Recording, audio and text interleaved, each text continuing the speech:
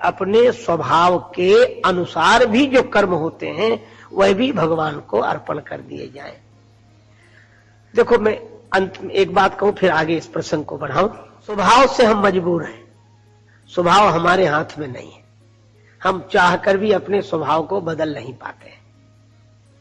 पर मैं विचार करता हूं, मुझे ऐसे लगता है कि स्वभाव के हाथ में हम हैं, यह तो सही है, लेकिन उनका चिंतन करें कि स्वभाव जिनके हाथ में है। हम स्वभाव के हाथ में हैं और भगवान के हाथ में हमारा स्वभाव है। क्यों? क्योंकि यह भक्त ने कहा कि हम में तुम में बस भेद यही, हम नर हैं तुम नारायण हो। हम हैं संसार के हाथों में, संसार तुम्हारे हाथों में। मैं तो कहता हूं, जैसे मान लो किसी का स्वभाव क्रोध करने का है, तो क्रोध को मिटाया नहीं जा सकता, स्वभाव में है। अच्छा, समझ स्वभाव पर काम नहीं करती। समझते तो है क्रोध नहीं करना चाहिए, लेकिन वो आता है तो रोक नहीं पाते, और क्रोध में जो कुछ निकलता है उसमें रुक नहीं पाते। तो कहा कि भाई इस क्रोध को कैसे, इस स्वभाव से हम मजबूर हैं।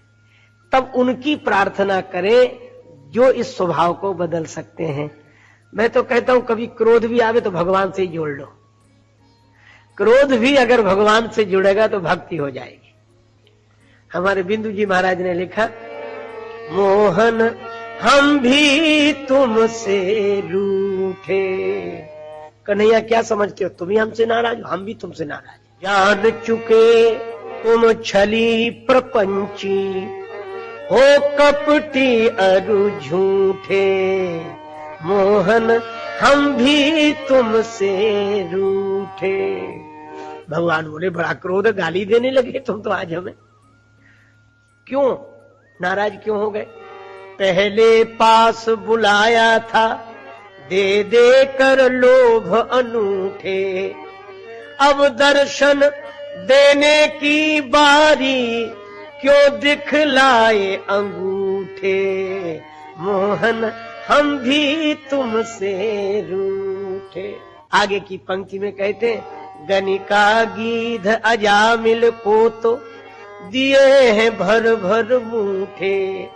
हमने शत शत बिंदु बहाए, दिए न टुकड़े झूठे। मोहन हम भी तुमसे रूठे। नाराज हो गए तुमसे।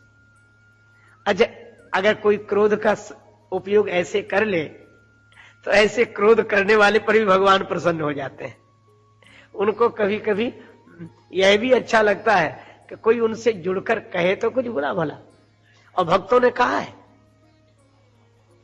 और यही नहीं, सूरदास जी कहते हैं, आज हो एक एक कर लरियो, आज हो एक एक कर टरियो, एक एक कर निर्णय करके टलूंगा कि हम ही के तुम ही मोहन, विरध भरोसे लरियो।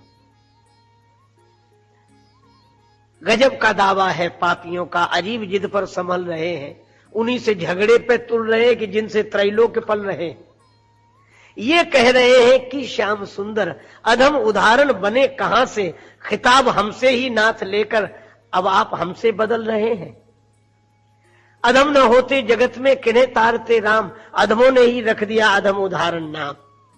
अब बोलो, भक्तों ने जो ये उलाहने दिए हैं, यह क्रोध का, अपने स्वभाव के क्रोध का सदुपयोग है।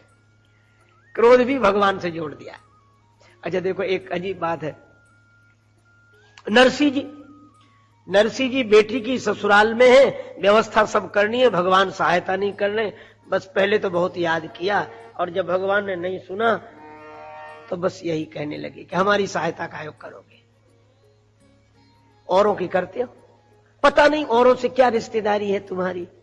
वो शबरी के जूठे बेर खाने गए थे तो नरसिंह जी कहते हैं, भिलणी काई थारी भुआ लागे, ज्यारो जूठन खायो जी। और कर्मा काई थारी काकी लागे, ज्यारो खींचड़ खायो जी। और जो गालियां देनी शुरू की, नामदेव कहीं नानो लागे, ज्यारो छप्पर छायो जी। और सैन भगत कहीं सुसरो लागे, जो नृप के चरण दबायो जी।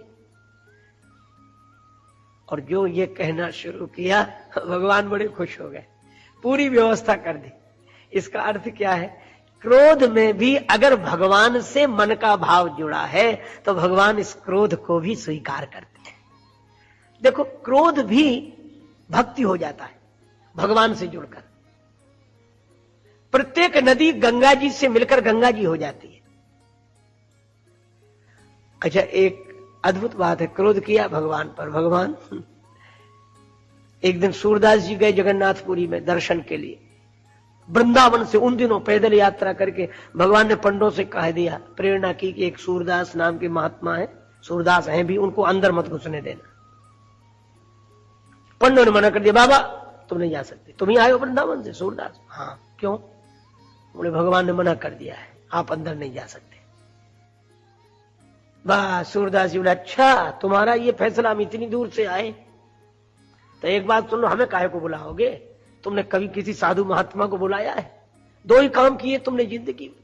क्या? बोले चोरी कर जानी के नारी तार जानी है। गोपियां होती तो बुला लेते, या तो चोरी की है या गोपियों का चीरहरण किया है, और जो गाली देनी शुरू की तो भगवान दूसरे पंडे से कहते कि बुला लो। सूरदास जी से कहा भगवान आप बुला रहे हैं। सूरदास जी बोले कसर हो तो और सुनाऊं? नहीं तो बुला रहे। ये क्रोध का भी सदुपयोग। देखो, भक्त का क्रोध भी भगवान से जुड़कर भक्ति हो जाता है तो क्रोध विष की तरह। पर शंकर भगवान से किसी ने कहा कि आपने विष पी लिया और आपका कुछ बिगड़ा नहीं।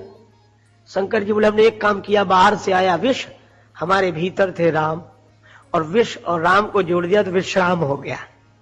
तो ये क्रोध का विष भी अगर राम से जुड़ जाए तो भी भक्ति हो जाएगा, मन को विश्राम देने वाला बन जाएगा। अच्छा भाई, अब देखो स्वभाव की बात में तो काम है, काम को भी भक्तों ने भगवान से जोड़ दिया। गोपियां भी कहती हैं श्री कृष्ण हमारे पति रूप में हमें मिले,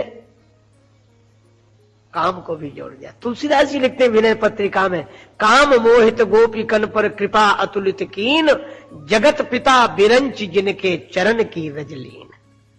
काम भी भगवान से जुड़कर प्रेम बन जाता है, भक्ति बन जाती है। लोभ भी आप जोड़े भगवान से। देखो आपको एक बात बताऊं, लोभ, एक आदमी एक महात्मा के पास गया, बोले महाराज मैं भगवान की भक्ति करना चाहता हूं, पूजा करना चाहता हूं, लेकिन हर पूजा में कुछ न कुछ खर्च होता है। महात्मा बोले तुम्हारे पास है नहीं? बोले है तो बहुत, आपसे क्या छिपाएं, लेकिन स्वभाव ऐसा कि हम खर्च नहीं कर सकते, हमें लगता है कि हम बीमार हो जाएंगे अगर खर्चा करना पड़ा। तो महात्मा बोले फिर? बोले ऐसा कुछ बताओ कि लोभ भी बना रहे और भगवान की भक्ति हो जाए। महात्मा बोले तुम अपने लोभ को ही भगवान से जोड़ लो। अच्छा, लोभ को कैसे जोड़े? कहा एक काम करो। क्या? बोले तुम भगवान की मानसिक पूजा किया करो, इसमें तो कुछ खर्च होना नहीं। बोला हाँ ये ठीक है। बोले कीमती से कीमती चीज भगवान को अर्पण करो मन से, धन की कोई जरूरत ही नहीं। वो बोला हाँ ये ठीक। अब वो आंख बंद करके बैठ जाए और कहेगा सोने का सिंहासन है, हीरे जड़े हुए हैं और रेशमी मखमली बड़ा सुंदर और स्वर्ण सिंहासन, ऊपर स्वर्ण कलश, अद्भुत भगवान को यहां बिठा रहे हैं। अब खिलाएं क्या? तो बढ़िया से बढ़िया चीजें खिलाए भगवान को, कीमती से कीमती वस्त्र पहनाए, लेकिन स्वभाव में तो लोभ था। तो एक दिन वो भगवान को खिला रहा था खीर, तो खुद बना रहा था, बहुत बढ़िया दूध है, शुद्ध दूध है, और इसमें चावल भी डाल दिया, चीनी डाल रहा था।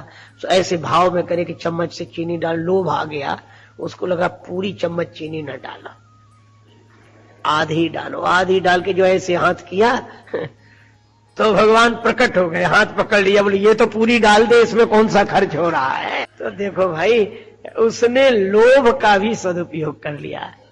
आप अपने स्वभाव को नहीं बदल पाते, कोई बात नहीं, भाव को बदल दें। स्वभाव को नहीं बदल पाते हैं तो भाव को बदल दें, यही भागवत धर्म है।